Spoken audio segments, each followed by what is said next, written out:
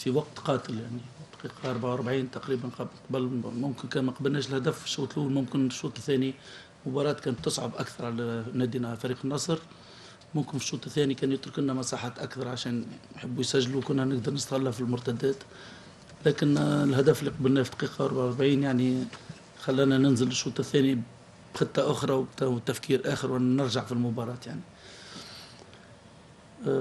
ما زالت عندنا أخطاء دفاعية كبيرة، ما زال تعرف الخطة الدفاعية وإصلاح الأخطاء التكتيكية الدفاعية تتطلب وقت، ما نقدرش في أسبوع ولا 10 أيام نصلح أخطاء تكتيكية نتاع من بداية الموسم تقريبا.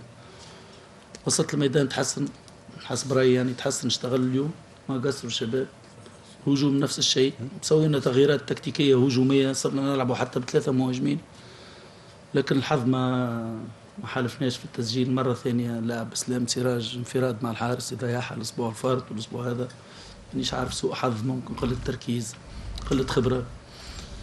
على كل حال لازم ناخذ دروس مع الهزايم هذه، هي بصراحة هزايم مع فرق نوادي كبيرة يعني الاتحاد والنصر مش فرق سهلة، وإن شاء الله القادم يكون أفضل إن شاء الله. إن شاء الله. شكرا. رحب بالأخوة الصحفيين، تفضل. حسن الصياد صحيفة الوطن. هل سبب انخفاض مستوى فريق الوحدة عدم وجود عناصر الخبرة؟ يعني مهند عسيري يعتبر عمره 24 سنة وأكبر يعني لاعب في الفريق، هل عدم وجود عنصر الخبرة هو سبب تردي النتائج؟